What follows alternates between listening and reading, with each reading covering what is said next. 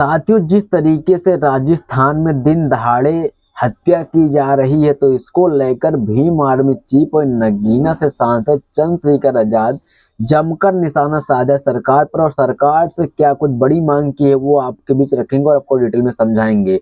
और वही साथियों, एक बड़ी खबर यह है जो कि चंद्रशेखर आजाद ने जीएम फसलों पर राष्ट्रीय नीति बनाने के लिए माननीय केंद्रीय कृषि एवं किसान कल्याण मंत्री शिवराज चौहान को पत्र लिखकर बड़ी मांग की है और उनसे मुलाकात भी की है, इस मामले पर चर्चा भी की है। उनका पत्र भी आपके सामने दिखाएंगे, उन्होंने पत्र में क्या कुछ लिखा है मांग के तौर पर और क्या कुछ कह डाला है वो सब आपके बीच रखेंगे और आपको डिटेल में समझाएंगे। तो सभी साथियों से रिक्वेस्ट यही रहेगी कि वीडियो को एंड तक जरूर देखें। अगर चैनल में पहली बार है तो सब्सक्राइब जरूर कीजिएगा ताकि ऐसी तमाम खबरें सबसे पहले आप तक पहुंचे, बिल्कुल फ्री, कोई चार्ज नहीं इस बात का। साथियों, तो इन सभी खबरों के बारे में आपको भी डिटेल में समझाएंगे, तो आपसे एक बार फिर आग्रह करेंगे कि वीडियो को एंड जरूर देखिएगा। साथियों, सबसे पहले सभी साथियों क्रांतिकारी जय भीम नमो बुद्धाय। मैं अखिलेश कुमार और आप देख रहे हैं एकेजी मीडिया। साथियों, सबसे पहले आपको जिस तरीके से राजस्थान में अत्याचार दिन पर दिन बढ़ रहा है, जिस पर चंद्रशेखर आजाद ने ट्वीट कर लिखा है कि राजस्थान के बलोतारा में दिन दहाड़े रियासी इलाके में बिशन राम मेघवाल की निर्मम हत्या की घटना अत्यंत दुखद और भाजपा शासित डबल इंजन सरकार के कानून व्यवस्था की स्थिति पर गंभीर सवाल खड़ा करती है। मेरी गहरी संवेदना शोक कुल परिवार के साथ है। प्रकृति से प्रार्थना करता हूं कि शोक कुल परिजनों को इस असीम दुख सहने की शक्ति प्रदान करे। राज्य गवर्नमेंट ऑफिशियल आरोपियों की शीघ्र गिरफ्तारी सुनिश्चित कर सख्त कार्रवाई करे। साथ ही मृतक बिशन राम के परिजनों को 50 लाख रुपए की आर्थिक सहायता और परिवार के एक सदस्य को सरकारी नौकरी प्रदान करे ताकि मृतक के परिवार को संबल मिल सके। तो यहाँ पर साथियों चंद्रशेखर आजाद ने सरकार से बड़ी मांग करते हुए 50 लाख रुपए की राशि और एक सरकारी नौकरी की बड़ी मांग की है। यहाँ पर जिस तरीके से लगातार राजस्थान में अत्याचार बढ़ रहे हैं, वहीं साथियों अगली बड़ी खबर यह है कि चंद्रशेखर आजाद ने बड़ी मांग किया है। यहाँ पर शिवराज चौहान जो कि कृषि कल्याण मंत्री है, उन्होंने लिखा है कि जीएम फसलों पर राष्ट्रीय नीति बनाने के लिए माननीय केंद्र कृषि एवं किसान कल्याण मंत्री श्रीदेव चौहान शिवराज जी को पत्र लिखकर आग्रह किया। हमने समय समय पर किसानों की समस्याओं को लेकर भारत और राज्यों की सरकारों से पत्र लिखे हैं। इनमें मुख्य रूप से शामिल हैं कि एमएसपी की लीगल गारंटी और यूरिया और डीएपी की पर्याप्त आपूर्ति, गन्ना किसानों को समय पर भुगतान और गन्ने के मूल्य में वृद्धि। हमने पूर्व में किसान आंदोलन का समर्थन किया था और हम किसानों को वर्तमान आंदोलन दिल्ली चलो और भी समर्थन करते हुए निम्न मांगों पर सरकार से तुरंत कार्रवाई की अपेक्षा करते हैं।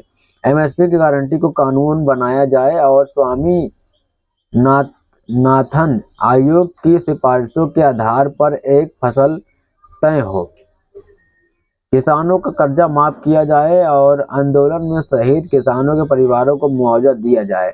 भूमि अधिग्रह अधिनियम 2013 को पुनः लागू किया जाए। विद्युत संशोधन विधेयक 2020 को रद्द किया जाए। लखीमपुर खीरी कांड के दोषियों को सख्त सजा मिले। देश के अन्नदाता किसानों की आवाजों को अनसुना नहीं किया जा सकता है। उनकी मांगे न केवल न्याय संगत है बल्कि देश की कृषि व्यवस्था को लाखों परिवारों के भविष्य के लिए अनिवार्य है। मैं माननीय गवर्नमेंट इंडिया से अपील करता हूं कि इस मुद्दे पर जल्द से जल्द सकारात्मक कदम उठाएं और देश की जनता से भी आग्रह है कि किसानों के इस न्यायपूर्ण संघर्ष को समर्थन करें। और यहाँ पर साथियों चंद्रशेखर आजाद ने ये बड़ी मांग तो अपने सोशल मीडिया साइट एक्स से पोस्ट कर लिखते हुए कहा है। और अब आपको बता दें जिस तरीके से उन्होंने पत्र लिखकर बड़ी मांग के उन्होंने अपने पत्र में लिखा है कि सेवा में शिवराज सिंह चौहान जी, कृषि मंत्री एवं किसान कल्याण तथा ग्रामीण विकास मंत्री, भारत सरकार, नई दिल्ली 11,001। विषय जीएम फसलों के बारे में हितधारकों के साथ राय मशविरा करने और राष्ट्रीय जीएम नीति बनाने के संबंध में महोदय, सबने निवेदन है कि चंद्रशेखर आजाद सांसद आपके ध्यान में जीएम जेनेटिकली और मॉडिफाइड फसलों में संबंधित कुछ महत्वपूर्ण विषय लाना चाहता हूं, जो न केवल किसानों के जीवन पर गहरा प्रभाव डालते हैं बल्कि हमारे पर्यावरण और जैव विविधता और स्वास्थ्य सुरक्षा के गंभीर चिंता का कारण है। हमारे देश में बिना पर्याप्त चर्चा और वैज्ञानिक परिजनों के वर्ष 2002 में बीटी कपास को स्वीकृति भी दी गई थी। इसके परिणाम स्वरूप बीटी कपास के विभिन्न संस्करण और BG1 और BG2 असफल साबित हुए, जिससे किसानों को न केवल आर्थिक नुकसान हुआ बल्कि उन्हें आत्महत्या जैसे भयावह कदम उठाने पर मजबूर होना पड़ा।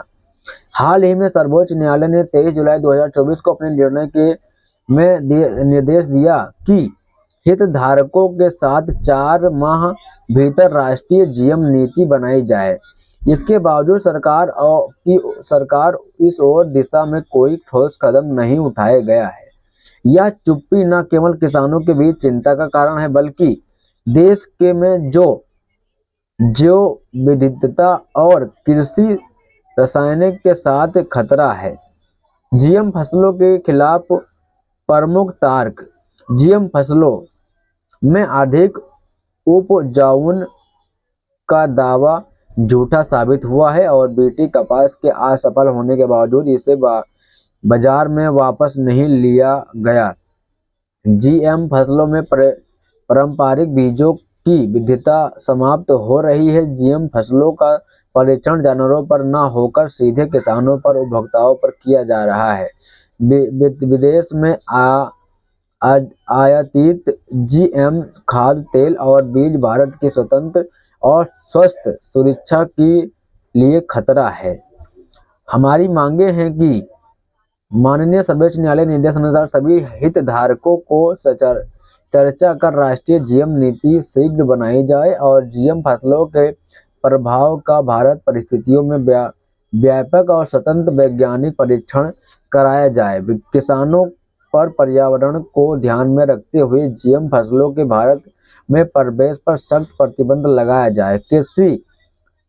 कृषि स्वायत्तता और जैव विविधता को बचाने के लिए प्रभावी कदम उठाए जाएं। मुझे विश्वास है कि इस गंभीर विषय पर संज्ञान लेते हुए उचित कदम उठाने के लिए पहल करेंगे। देश हित, किसान हित और पर्यावरण सुरक्षा की दिशा में आपका सक्रिय योगदान अत्यंत सराहनीय होगा। धन्यवाद। एडवोकेट चंद्रशेखर आजाद। तो यहाँ पर साथियों जो मुख्य मांगे थी यहाँ पर किसानों की, जिसको चंद्रशेखर आजाद ने अपने द्वारा बड़ी मांग करते हुए इसको उठाया है। शिवराज चौहान जो कि वर्तमान में मुख्यमंत्री भी रह चुके हैं और इस समय कृषि और कृषि कल्याण मंत्री हैं, जिसे चंद्रशेखर आजाद ने यहाँ पर बड़ी मांग की है, जो हमने आपके बीच रखी, आपको डिटेल में समझाया। आपको इसके बारे में क्या कुछ कहना है, आपकी क्या कुछ प्रतिक्रिया है, कमेंट में जरूर देना। सभी साथियों, क्रांतिकारी जय भीम, नमो बुद्धाय।